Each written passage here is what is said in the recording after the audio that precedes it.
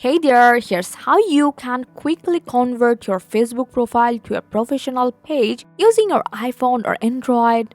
For that, first you have to open up your Facebook, head over to your profile, next press the three dot icon.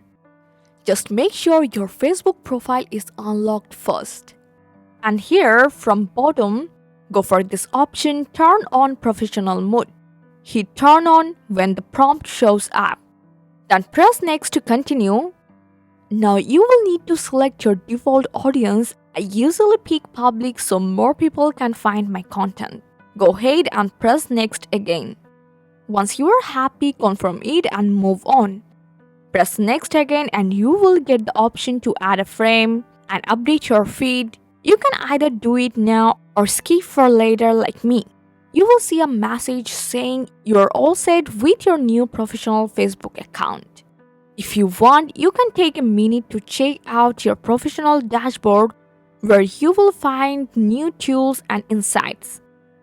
Finally, go back to your profile and you will see your Facebook account is now running in professional mode. I hope this guide helpful. Like the video and subscribe for more tips.